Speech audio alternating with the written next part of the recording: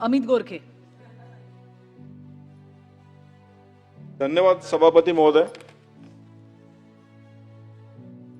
महाराष्ट्र राज्याचे राज्यपाल महामहिम श्री आचार्य देवव्रतजी यांनी मांडलेल्या विचार हे राज्याच्या प्रगतीची खरी दिशा दाखवणारे आहे। म्हणूनच मी या अभिभाषणाचे मनापासून स्वागत करतो।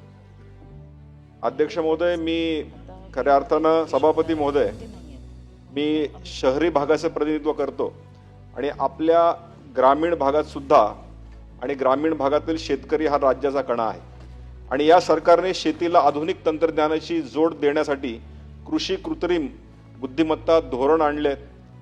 शेतात पीक तर येतं पण ते बाजारात नेण्यासाठी रस्ते हवे असतात।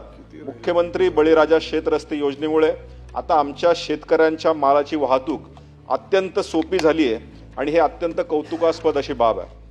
नैसर्गिक आपत्ती आली की शेतकरी हवालदिल होतो, परंतु 15,000 कोटीहून अधिकची मदत थेट बँकेत त्यांच्या खात्यात जमा करून सरकारने शेतकऱ्यांना आणि खास करून गरीब शेतकऱ्यांना खूप मोठा असा आधार दिलेला आपल्याला दिसतो। 2 लाख रुपयापर्यंतच्या पीक कर्जाच्या कागदपत्रावरील मुद्रांक शुल्क माफ करण्याचा निर्णय छोट्या शेतकऱ्यांसाठी अत्यंत दिलासा देणार आहे।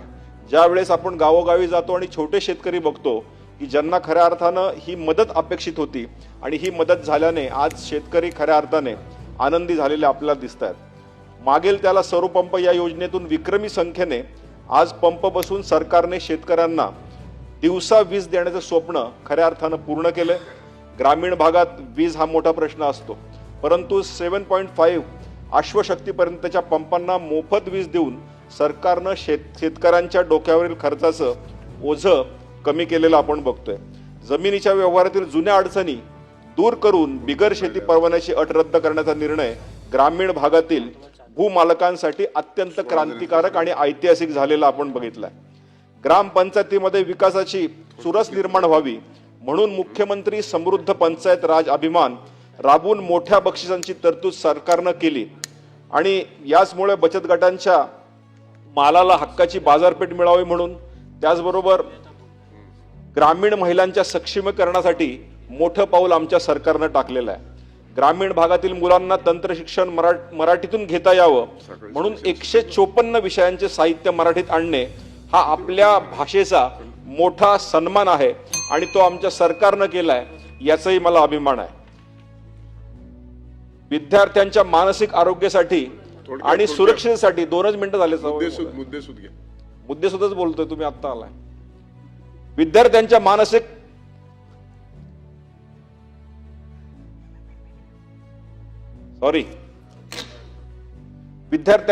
मानसिक आरोग्यासाठी आणि सुरक्षिततेसाठी सरकारने स्वीकारलेले नवीन धोरण हे ग्रामीण पालकांची चिंता कमी करणारे असे आहे। देवस्थान विकासाच्या आराखड्याला मंजुरी देऊन सरकारने आपल्या सांस्कृतिक वारशाचे जतन करण्यासाठी हजारो कोटींची तरतूद केलेली आहे। आज पुण्यश्लोक अहिल्यादेवी होळकर यांच्या 300व्या जयंतीनिमित्त त्यांच्या जीवनावर चित्रपट बनवण्याचा निर्णय घेऊन सरकारने त्यांच्या कार्याचा खूप मोठा असा गौरव केलाय। राज्यातील किल्ल्यांचा युनेस्कोच्या जागतिक वारसा यादीत समावेश होणे हे प्रत्येक शिवप्रेमींसाठी अत्यंत अभिमानाची गोष्ट आहे। आज ग्रामीण भागातील खेळाडूंनी जागतिक स्तरावर नाव कमवल्यावर त्यांचा योग्य सन्मान करून सरकारनं क्रीडा क्षेत्रालाही प्रोत्साहन दिलेलं आहे। मी आपल्याला या निमित्तानं सांगू इच्छितो, आज आमच्या पिंपरी चिंचवड शहरात सुद्धा आज हुंडाई सारखी त्या ठिकाणी कंपनी असेल, त्याचबरोबर मायक्रोसॉफ्ट सारखी कंपनी असेल, आज 150 एकरमध्ये हुंडाई सारखी कंपनी आमच्या औद्योगिक टप्प्यात आलेली आहे आणि हे मोठं यश औद्योगिक क्षेत्रातलं या ठिकाणी जाणवतंय। आज बार्टी आणि आरटीच्या माध्यमातून अनुसूचित जातीतील युवकांना मुख्य प्रवाहात आणण्यासाठी सरकारनं मोठं काम केलेलं आपल्याला बघायला मिळतंय। समाज कल्याणच्या माध्यमातून मागासवर्गीय विद्यार्थ्यांना वसतिगृहे स्थापन करून आणि त्याची कामे आता चालू करून आज जनसामान्य लोकांना आणि खास करून अनुसूचित जातीतील विद्यार्थ्यांना सरकारनं खऱ्या अर्थानं धीर देण्याचं काम या ठिकाणी केलेलं आहे। म्हणूनच मी या ठिकाणी आपल्याला सांगू इच्छितो की येणाऱ्या काळामध्ये खास करून या गोरगरीब आणि अनुसूचित जातीतील महत्त्वाचा असलेला प्रश्न आज जो महाराष्ट्रभर गाजतोय तो अ ब कडच्या प्रश्नाविषयी सरकारने खऱ्या अर्थानं लक्ष दिलं पाहिजे आणि येणाऱ्या काळात हा अबगडचा प्रश्नही जर सरकारनं सोडवला तर खऱ्या अर्थानं डॉक्टर भारतरत्न बाबासाहेब आंबेडकर यांना अभिप्रेत असलेला खऱ्या अर्थानं देश आणि महाराष्ट्र समृद्ध होईल असं या निमित्ताने सांगतो। आणि म्हणूनच आज महाराष्ट्र म्हणजे फक्त भूमी नाही तर शौर्य, संतती, पुरोगामी विचार आणि माणुसकीचा संगम आहे। आम्हाला खरंच गर्व वाटतो की महाराष्ट्रात आणखी सुजलाम सुफलाम आणि अग्रेसर करण्यात असलेल्या सरकारमध्ये आम्ही काम करतोय।